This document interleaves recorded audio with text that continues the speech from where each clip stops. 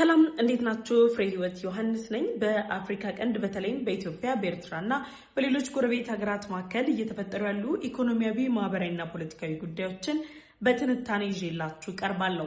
በተለይም ደግሞ ከኢትዮጵያ የቀይ ባህር ጥያቄ ጋር ተያይዞ የሚነሱ ሀሳቦች ላይ አተኩራለሁ። በዛሬው ቆይታችን በሁለት አንኳር ጉዳዮች ላይ አብረን ቆይታ የምናደርግም ይሆናል። የመጀመሪያው ቀዳሚ አጀንዳችን የሚሆነው ከሳምንታት በፊት የተባበሩት መንግስታት ድርጅት 62ኛ የሰብአዊ መብት ኮሚሽን መድረኩ ላይ የኤርትራ መንግስት እየፈጸማቸው ያሉ አምባገነናዊ ስርዓቶችና የሰብአዊ መብት ጥሰቶችን በተመለከተ በዶክተር መሐመድ አማካኝነት የተጠናውን የጥናት ጽሑፍ ይፋ በማድረግ ኤርትራ ከዚህ ጉዳይ እንድትቆጠብ የተለያዩ መልእክቶችን አስተላልፏል። በተባበሩት መንግስታት ድርጅት ላይ የቀረበውን ሪፖርትን መነሻ በማድረግ በተባበሩት መንግስታት ድርጅት የኤርትራ ተወካይ የሆኑት አምባሳደር ሶፊያ ተክለማርያም በወቅቱ ምላሽ የሰጡ ቢሆንም ከተባበሩት መንግስታት ድርጅት መድረክ ማግስት ደግሞ የተለያዩ ዓለም አቀፍ መድረኮች ሀያላን ሀገራት ጭምር ኤርትራ እያደረገች ያለችውን አምባገነናዊ እንቅስቃሴና የሰብአዊ መብት ጥሰቶችን በተመለከተ መረጃዎችን እያጋሩም ይገኛሉ። እነዚህም መነሻ በማድረግ በአስመራ አስቸኳይ የተባለ መድረክ ተፈጥሯል። በመድረኩ ላይም በኤርትራ የሚገኙ ዲፕሎማቲክ ማህበረሰቦችም ተገኝተውበታል። በዚህ መድረክ ላይ ታዲያ ኢትዮጵያ በኤርትራ የቀይ ባህር ዳርቻዎች ላይ የጦር ከበባ እያደረገችብን ነው የሚል ክስም ቀርቧል። የኤርትራው የውጭ ጉዳይ ሚኒስትር ኦስማን ሳል በኢትዮጵያ ላይ ያቀረቡትን ክስ እንዲሁም ደግሞ በአስመራ የተካሄደውን ድንገተኛ ሚስጥራዊ የተባለ ስብሰባን በተመለከተም መረጃ ይዤላችሁ ቀርቤያለሁ። ሁለተኛው አጀንዳችን የሚሆነው የኢትዮጵያ የቀይ ባህር ጥያቄ መነሳትን ተከትሎ በኢትዮጵያና በኤርትራ መካከል ያለው ውጥረት እየተጠናከረ መጥቷል። ይህንን ውጥረት መነሻ በማድረግም የተለያዩ ፖለቲከኞችን ጨምሮ አስተያየት ሰጪዎች ለአፍሪካ ቀንድ ውጥረት መባባስ በቀጠናው ላይ ለተፈጠረው የሰላም እጦት የኤርትራው ፕሬዝዳንት ኢሳያስ አፈወርቂ ላይ ጣታቸውን እየቀሰሩ ይገኛሉ። ጥቂቶች ደግሞ የኢትዮጵያው ጠቅላይ ሚኒስትር ዶክተር አብይ አህመድ በቀጠናው ላለው ቀውስ ዋነኛ ምንጭ ናቸው የሚሉ ክሶችንም ያቀርባሉ። እነዚህም መነሻ በማድረግ አንድሪው ኮርበን የተለየ ጽሑፍን አቅርቧል። አንድሪው ኮርበን ይህንን ጽሑፍ ጸደቀበት ወይም ደግሞ ይህንን ጽሑፍ ይፋ ያደረገበት ዋነኛ ምክንያት የኤርትራ በኳታር የሚገኙ አምባሳደራቸው አልጀዝራ ላይ ያወጡትን ጽሑፍ ተከትሎ ጠቅላይ ሚኒስትር ዶክተር አብይ አህመድ ላይ ያነጣጠረ ክስ መመስረታቸው መነሻ ምክንያት እንደሆነም ይገልጻል። በዚህ ጽሑፍ ላይ ምን ምን ጉዳዮች ተዳሰሱ? የእውነት የአፍሪካ ቀንድ ቀጠና አተራማሽና ግጭት ፈጣሪስ ማን ነው የሚለውን በተመለከተም ጸሐፊው ያስቀመጠውን ሀሳብና አሁናዊ ሁኔታዎችን በተመለከተ መረጃ ይዤላችሁ ቀርቤያለሁ። ለዩቲዩብ ቻናል አዲስ ከሆናችሁ የደወል ምልክቷን ተጭናችሁ ቻናሌን ሰብስክራይብ በማድረግ ቤተሰብ እንድትሆኑ ጋበዝኳችሁ። ቻናሌን ሰብስክራይብ አድርጋችሁ ቤተሰብ ከሆናችሁ ላይክ እና ሼር በማድረግ ለወዳጅ ዘመዶቻችሁ እንድታጋሩም ጠይቃችኋለሁ። ወደ ቀዳሚው የመጀመሪያ አጀንዳም ተሻገርኩኝ። የተባበሩት መንግስታት ድርጅት ከቀናት በፊት 62ኛው የሰብአዊ መብት ኮሚሽን ስብሰባን ባደረገበት ወቅት ላይ በዶክተር መሐመድ ኢብራሂም አማካኝነት የተደረጉ ጥናቶች እንደሚያሳዩት በኤርትራ ያለው አምባገነናዊ ስርዓት ከዛም በተጨማሪ ደግሞ አስገዳጅ ወታደራዊ ምልመላ፣ የዜጎች አፈና እንዲሁም ደግሞ የዜጎች መሰወርን በተመለከተ ተጨባጭ የተባለ ማስረጃን በማቅረብ ኤርትራ አሁንም ሰብአዊ የሆኑ መብቶችን በመጣስ ኢሰብአዊ ድርጊቶችን እየፈጸመች ወታደራዊ ምልመላዎችን እያጠናከረች መሆኗን የተባበሩት መንግስታት ድርጅት በታዳሚዎች ፊት ጥናቱን ይፋ አድርጓል። ያን መነሻ በማድረግ ዓለም አቀፉ ማህበረሰብ በኤርትራ ላይ የተለያዩ ማዕቀቦችን ሊያስቀምጥ ይችላል የሚል ስጋት ያደረባቸው የኤርትራ መንግስት ባለስልጣናትና በተባበሩት መንግስታት ድርጅት ኤርትራን ወክለው የሚሳተፉት አምባሳደር ሶፊያ ተክለማርያም ተቃውሟቸውን አሰምተዋል። አምባሳደር ሶፊያ ተክለማርያም ባሰሙት ተቃውሞ ላይ ኤርትራ እያደረገች ያለችው አስገዳጅ ወታደራዊ ምልመላ በቀጠናው ላይ ያሉ እንቅስቃሴዎችን መነሻ በማድረግና ሌሎች ሀገራትም በተመሳሳይ ወታደራዊ ምልመላዎችን እንደሚያደርጉ ጭምር ገልጸዋል። ታዲያ አምባሳደሯ ይህን በገለጹበት ወቅት ላይ የተለያዩ በዓለም ላይ የሚገኙ ፖለቲከኞች ተቃውሟቸውንም አሰምተዋል። የኤርትራ መንግስት አስገዳጅ የተባለ ወታደራዊ ምልመላውን በሀገር ውስጥ ከማድረግም ባለፈ በእነሱ የሚደገፈው የህወሓት ቡድንም ይህንን ተጨባጭ እንቅስቃሴ በኢትዮጵያ ውስጥ ተግባራዊ ለማድረግ በትግራይ አስገዳጅ የተባለ ወታደራዊ ምልመላን ማድረግ መጀመሩ በአዋጅ ደረጃ ማጽደቁም ነው የተነገረው። ታዲያ የኤርትራ መንግስት ይክስ በቀረበበት ማግስት በኳታር መቀመጫቸውን ያደረጉት የኤርትራው አምባሳደር ኤርትራ እነዚህን ሁሉ ድርጊቶችን እያደረገች የምትገኘው በቀጠናው ላይ የምትገኘው ወይም ደግሞ ጎረቤት ሀገር ኢትዮጵያ በኤርትራ ላይ እየፈጠረች ያለችውን የፖለቲካና የኢኮኖሚ ከዛም ባለፈ ደግሞ ወታደራዊ ተጽዕኖችን መነሻ በማድረግ የድንበር ግጭቶችን ለመፍታትና ራስን ለመከላከል የሚደረጉ ናቸው የሚል ምላሾችን መስጠታቸው ይታወሳል። የኤርትራ መንግስት ባለስልጣናት ፈጣን የተባለ ምላሽ በሰጡበት በዚህ መድረክ ላይ ታዲያ የተለያዩ ዓለም አቀፍ ተቋማት በተደጋጋሚ ኤርትራ እየፈጸመች ያለቻቸውን ሰብአዊ መብት ጥሰቶችን የሚያጋልጡ ጽሁፎችን እንደ አምነስቲ ኢንተርናሽናል ጨምሮ ሌሎች ተቋማትም ይፋ አድርገዋል። ታዲያ እነዚህ ሁሉ ይፋ እየወጡ ያሉ መረጃዎች ኤርትራን ማዕቀብ ውስጥ ሊያስቀምጣትና ከሰብአዊ መብት ጋር ተያይዞ በአገሪቱ ላይ ሊወሰዱ የሚችሉ እርምጃዎች ስጋት ያደረባቸው የኤርትራ መንግስት ባለስልጣናት አስቸኳይ የተባለ ስብሰባን በአስመራ ጠርተዋል። አስመራ ላይ በተጠራው ስብሰባና አስመራ ላይ በተካሄደው መድረክም በኤርትራ የሚገኙ ከፍተኛ ቁጥር ያላቸው የዲፕሎማቲክ ማህበረሰቦች ተገኝተዋል። በጣም የሚያስገርመው ነገር በኤርትራ የሚገኙ የዲፕሎማቲክ ማህበረሰቦች በሰሞኑን በኤርትራ የሚዲያ አካላቶች ላይ እየተንቀሳቀሱ ይገኛሉ። እንግዲህ የኤርትራው ፕሬዝዳንት ኢሳያስ አፈወርቂ እናታቸው ህልፈት ከተሰማበት ጊዜ ጀምሮ እሳቸውን ለማጽናናትም ለቅሶ ሲደርሱ እንዲሁም ደግሞ ማጽናናትን ሲያደርጉ አይተናል። በዚሁ አጋጣሚ ኤርትራው ፕሬዝዳንት ኢሳያስ አፈወርቂና መላው ቤተሰቦቻቸው መጽናናት እንዲሆንላቸው እመኛለሁ። ያው ሰብአዊነት ሌላ ነው፣ ፖለቲካዊ ጉዳዮች ደግሞ ሌሎች ናቸውና እነዚህ ሁኔታዎች ባሉበት በኤርትራ የሚገኙ የዲፕሎማቲክ ማህበረሰቦች በአስመራ ላይ ስብሰባ አድርገው የውይይት አጀንዳቸው የነበረው ኢትዮጵያ አሰብ ወደብን ጨምሮ የቀይ ባህር ዳርቻ ላይ በኤርትራ በኩል ያሉት ላይ የጦር ከበባን እየፈጸመች ነው፣ በኤርትራ ላይ ትንኮሳን እየፈጸመች ነው የሚል አስተያየትን የውጭ ጉዳይ ሚኒስትሩ ኦስማን ሳህል ገልጸዋል። በነገራችን ላይ አሁን ላይ ባለው ሁኔታ ኢትዮጵያ የእውነት በአሰብ ወደብ ላይ ወረራ ፈጽማለች ወይም ደግሞ በቀይ ባህር ዳርቻ ላይ ወረራን የመፈጸም እርምጃዎችን አድርጋለች ብለን ስንመለከት ኢትዮጵያ ወረራ የመፈጸም ፍላጎት እንደሌላት ከጠቅላይ ሚኒስትሩ እስከ ከፍተኛ የጦር ጀነራሎች ጭምር በተደጋጋሚ ስትገልጽም ቆይታለች።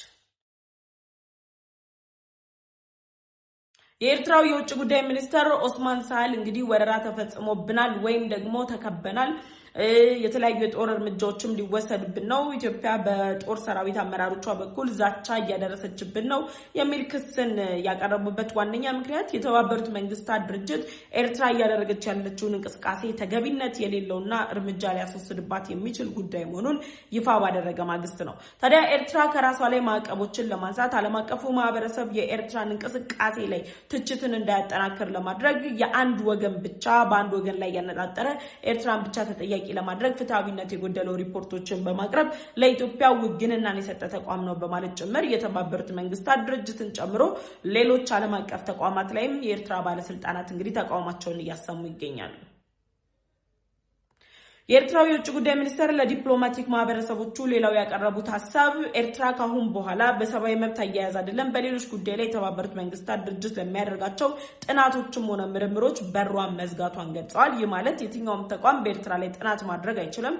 ምክንያቱም ኤርትራ እያደረገች ያለችው የትኛውም ሀገር የራሱን ደህንነት ለማስጠበቅ የሚያደርገውን እንቅስቃሴ ተመሳሳይነት ይዘት ያለው ጉዳይ ነው እያደረገች ያለችው። እንደ ኢትዮጵያ ያሉ ሀገራት ደህንነቷን እያወቁ ትንኮሳ እየፈጸሙባት የተባበሩት መንግስታት ድርጅት የተናጠል ወይም ደግሞ ራሱን ብቻ የኤርትራ መንግስት ላይ ያተኮረ አይድራዊ የሆነ አሰራር ፈጽሞብናል በማለት ለዲፕሎማቲክ ማህበረሰቡ ቅሬታቸውን አቅርበዋል።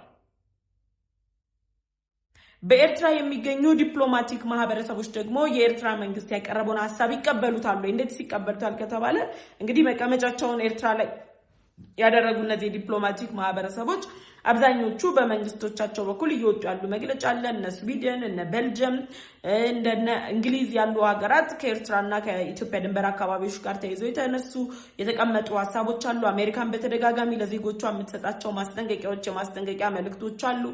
እነዚህ ተጨማምረው አሁን ላይ በኤርትራ ያለው ሁኔታ የዲፕሎማቲክ ማህበረሰቡ በእውነት ኤርትራ ውስጥ አምባገነናዊ ስርዓት የለም፣ የሰብአዊ መብት ጥሰት እየተፈጸመ አይደለም የሚል ድፍረት ይኖራል የሚል ግምቶች የሉኝም። ምክንያቱም ባለፉት ጊዜያት እንደተገለጸው ከ20 ዓመታት በላይ የሚሆነው ጊዜ ድምጻቸውን ታፍነው ዘብጥያ የወረዱ በተለያዩ ምክንያቶች የታሰሩ በተለያዩ ምክንያቶች መብታቸው የተጣሰ በተለያዩ ምክንያቶች ከማህበረሰቡ ከቤተሰቦቻቸው የተገለሉ የሃይማኖት እኩልነት የሌለባት ሀገር የኢኮኖሚ እድገት የሌለባት ፖለቲካዊ መሻሻሎችን ያላሳየች ሀገር እንደሆነችም ጭምር ኤርትራ ይነገራል። ስለዚህ እነዚህ የሆኑ ባሉበት በዚህ ወቅት ላይ የውጭ ጉዳይ ሚኒስትሩ አስቸኳይ የተባለ መድረክን ፈጥረው በኤርትራ ላይ ፕሮፓጋንዳ ለመስራት ኤርትራ የሌሎችን ሀገራት ጣልቃ ገብነት እንደሌለችበት ጭምር ለማሳመን ጥረቶች ተደርገዋል። አሁን እኔ እየገባኝ ያለው ነገር የኤርትራው የውጭ ጉዳይ ሚኒስትር ጽምዶ የሚል ጥምረት ፈጥረው በሱዳንና በኢትዮጵያ ውስጥ ጉዳይ ላይ ጣልቃ እንደሚገቡ ራሳቸው ባለስልጣናቶቻቸው ሲገልጹ ቆይተዋል። ጽምዶን ሲያበረታቱን ቆይተዋል። እነዚህን ሁሉ በካደው ሁኔታ ኤርትራ በሌሎች ሀገራት የውስጥ ጉዳይ ላይ ጣልቃ አትገባም የሚሉ መግለጫዎች መውጣታቸው የኤርትራን አሁናዊ ሁኔታ ያልተረዳና የውጭ ጉዳይ ሚኒስትሩ ፖለቲካውን አለመረዳት ወይም ደግሞ ወደ ኤርትራ ዘልቀው ገብተው ሀሳቦችን አለመረዳት ችግር እንዳለባቸው የሚያሳይ ነው። ስለዚህ አሁን ባለው ሁኔታ ኢትዮጵያ የኤርትራን ሉዓላዊነት የሚጥስ እቅድ የላትም። ከበባን አይደለም እቅዷ ጥያቄዋም ሆነ እቅዷ በታሪክና በሕግ ባለቤት የሆነበት የአሰብ ወደብን ተጠቅመን ወደ ቀይ ባህር እንቀላቀል የሚል ጥያቄን ያቀረበችው እንጂ ከበባ ወይም ደግሞ የአንድን ሀገር ሉዓላዊነት ልጣስ አይደለም። ስለዚህ የሉዓላዊ ሀገርነት ጉዳያችን ሊጣስብን ነው በሚሉ ምክንያቶች አማካኝነት ሰብአዊ መብቶችን እየጣሱ ሰብአዊ መብቶችን በመተላለፍ ዓለም አቀፍ ሕጉን እየረገጡ መኖር እንደማይቻል የተባበሩት መንግስታት ድርጅት የጥናት ቡድን ያሳየባቸው አሁን ላይ ደግሞ ይሄንን ለማድበስበስ የተለያዩ መድረኮችን እየፈጠሩ ያሉበት ሁኔታ አለ። እንግዲህ አስመራ ላይ የተካሄደው መድረክ የመጀመሪያው ዓላማ ኢትዮጵያ የጦር ከበባ ኤርትራ ላይ እየፈጸመች ነው የሚል ግንዛቤን ለዓለም አቀፉ ማህበረሰብ ማስጨበጥ፣ ሁለተኛው ኢትዮጵያ እያቀረበች ያለችው የቀይ ባህር ጥያቄ የኤርትራን ሉዓላዊነት መጋፋት ወይም ደግሞ ኤርትራን እንደ ሉዓላዊት ሀገር አለማየትና የራሷ ግዛት አድርጎ ለመውሰድ የሚደረግ ፍላጎት ነው የሚል አዲስ ሐሳብ ሳይሆን የቆየን ሐሳብ አጉልቶ አሳይቶ ዲፕሎማቲክ ማህበረሰቡ ተረድቶ ዓለም አቀፉ ማህበረሰብ ለኢትዮጵያ የሰጠውን ተቀባይነት ዝቅ እንዲያደርግ የማድረግ ጥበብ፣ ሶስተኛውና የመጨረሻው የተባበሩት መንግስታት ድርጅትን ጨምሮ ሌሎች ዓለም አቀፉ ማህበረሰቦች በኤርትራ ላይ ያቀረቡት ያለውን ክስና ቅሬታ አቤቱታን በኢትዮጵያ ላይ በማላከክ ኤርትራ ራሷን ከተጠያቂነት ለማዳን የምታደርገው ጥረት ነው። እነዚህ ሁሉ ተደምረው እነዚህ ሁሉ ተጠራቅመው ግን ኤርትራን ከተጠያቂነት ሊያድኗት የሚችሉ ሳይሆን ኤርትራ በሌሎች ሀገራት የውስጥ ጉዳይ ላይ ጣልቃ መግባቷን በይፋ የሚያረጋግጡ የሱዳንና የህዋትን ጉዳይ ማንሳት ከዛም በተጨማሪ ሌሎች የውስጥ ታጣቂዎችም እንደመነሻ መውሰድ የሚቻል ባቸው ሁነቶች እንዳሉ ጭምር ያረጋገጠ ነው። ከአስመራው መድረክ በኋላ ዓለም አቀፉ ማህበረሰብ በዚህ ጉዳይ ላይ ምን ይላል የሚል መግለጫዎች አልተቀመጡም።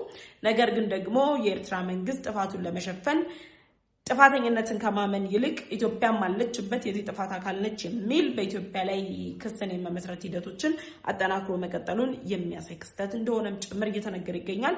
በዚህ ጉዳይ ላይ ሀሳብ አስተያየታችሁን እናንተ ኮሜንት ሴክሽን ላይ አሳውቁ። ሁለተኛው አጀንዳችን የሚሆነው የኤርትራ መንግስት ባለስልጣናት አሁንም በሚባል ደረጃ የኢትዮጵያን የቀይ ባህር ጥያቄን ከማንኳሷስ ባለፈ በትግራይ ክልል እያደረጉት ያለውን የውስጥ ጣልቃ ገብነትን ለመሸፈን ጠቅላይ ሚኒስትሩ ላይ ያነጣጠሩ የተለያዩ ዘመቻዎችን ከፍተዋል። ጠቅላይ ሚኒስትሩ ላይ ያነጣጠሩ ዘመቻዎች መከፈታቸው የኤርትራው ፕሬዝዳንት ኢሳያስ አፈወርቂና ጠቅላይ ሚኒስትር ዶክተር አብይ አህመድን በአፍሪካ ቀንድ ላይ በግጭት ፈጣሪ ጦርነት ጠማቂነት ዳርና ዳር አስቀምጦ ሁለቱን መሪዎችን ያፋጠጠ ጉዳይ ሆኗል። ዓለም አቀፉ ማህበረሰብ በግልጽ በኢትዮጵያና በኤርትራ መካከል እንግዲህ ከዛሬ 10 ዓመት በፊት በተደረሰው ስምምነት አማካኝነት ጠቅላይ ሚኒስትሩ ሰላም ወዳድ መሆናቸውንና ከኤርትራ ሕዝብ ጋር ወንድማማችነትን ማስቀጠል ፍላጎት እንዳላቸው ገልጸው የኖቤል ሽልማትን ጭምር እስከ መቀበል ድረስ የደረሱበት ሁኔታ አለ። ኤርትራም በወቅቱ ከስምምነት በመድረስ የጠቅላይ ሚኒስትሩን ጥያቄ ተቀብላ ወደ ሰላም ስምምነት መጣም ነበረ።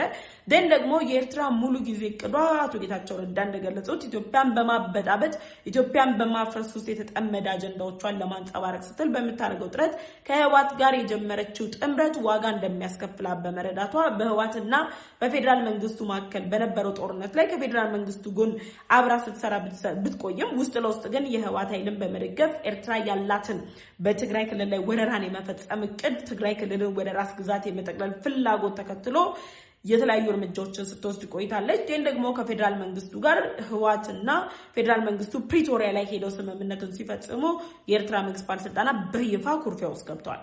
የኤርትራ መንግስት ባለስልጣናት ትልቁ ግጭታቸው አሁን ላይ እነ ዶክተር ደብረጽዮን ገብረ ሚካኤል ቅዠት የሆነባቸው ታላቋን ትግራይ የመመስረት ወይም ደግሞ ትግራይን ሉዓላዊት የማድረግ እንቅስቃሴያቸውን እንዲያጠናክሩ ፍላጎት የሚያድርባት ኤርትራ ትግራይን የመጠቅለል እቅድ ስላላት ነው። ይህንን እቅዷን ለማሳካት ደግሞ እነዚህ የዱርዮች ስብስብን በመጠቀም ኢትዮጵያን ወደ አላስፈላጊ ግጭት ወደ አላስፈላጊ ጦርነት ለማስገባት ጥረቶች እያደረገች ትገኛለች። እነዚህ ሁኔታዎች ባሉበት በዚህ ወቅት ላይ ህዋትን እየደገፈ ያለው የኤርትራ መንግስት ህዋትን ከመደገፍ ባለፈ በሌሎች ክልሎች በአማራ ክልል፣ በኦሮሚያ ክልል፣ በደቡብ ክልል፣ በሌሎች በጋምቤላ ክልል ጨምሮ የሚንቀሳቀሱ ታጣቂ ኃይሎችን የጦር መሳሪያ በማስታጠቅ የተለያዩ የፋይናንስ ድጋፎችን በማድረግ አጋርነታቸውን እየገለጹ ድጋፋቸውን እየገለጹ ከቆዩ በኋላ አሁን ላይ የኢትዮጵያ መንግስት ታጣቂ ኃይሎች ላይ እርምጃ መውሰድ መጀመሩ ሰላምን ለማስከበር የሚያደርጋቸው ጥረቶች የኢትዮጵያን ሰላም እነዚህ ታጣቂ ኃይሎች ማደፍረስ እንደማይችሉ ሲረዱ የኤርትራ መንግስት ባለስልጣናት ኢትዮጵያ መንግስት ጋር ያለባቸውን ውጥረት አሳደጉ። ኢትዮጵያ በማሊ ያመጣችው የቀይ ባህር ጥያቄ ደግሞ ይበልጥ የኤርትራ መንግስት ለህዋት የሚያደርገውን ድጋፍ አጠናክሮ እንዲቀጥል የሚያስችል ጉዳይ ሆነ። ታዲያ በእነዚህ ሁሉ ውጥረቶች ውስጥ የኤርትራ መንግስት ህዋትን እየደገፈ ሌሎች የውስጥ ኃይሎችን እያስታጠቀ በሱዳን የእርስ በርስ ግጭት ውስጥ ገብቶ ጀነራል አልቡርሃንን እየደገፈ ከዛም ባለፈ ደግሞ በኮንጎ በሚገኘው የማዕድን ዝውውር ውስጥ ደግሞ በማይመለከታቸው ጭምር በመግባት ህገወጥ የሆነ የማዕድን ሽያጮችን እያደረገ በሌሎች የአፍሪካ ሀገራት ሶማሊያ ጋር ድንበር ባይጋሩም በሶማሊያ ውስጥ ጉዳይ ላይ ቀጥተኛ ተሳትፎን በማድረግ ከጅቡቲ ጋር በራስ ዱሜሪያ ምክንያት ውጥረት ውስጥ በመግባት ቀጠናውን እያተራመሱ የሚገኙት የኤርትራው ፕሬዝዳንት ኢሳያስ አፈወርቂ አሁን ላይ ላለው የአፍሪካ ቀንድ ውጥረት ዋነኛ ተጠያቂ ጠቅላይ ሚኒስትር ዶክተር አብይ አህመድ ናቸው የሚሉ ክሶችን ሲያንጸባርቁ ተሰምተዋል።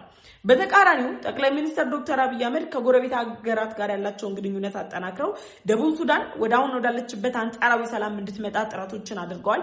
በሱዳን የእርስ በርስ ጦርነት ላይ ጣልቃ ከመግባት ይልቅ ጦርነቱ እንዲቋጭ የተለያዩ ጥያቄዎችን አቅርበዋል፣ ሀሳቦችን አቅርበዋል። ከነ ጅቡቲ፣ ከነ ኬንያ፣ ከሌሎች ጎረቤት ሀገራት ከነ ሶማሊያ ጋር ጭምር በጋራ እየሰሩ ነው።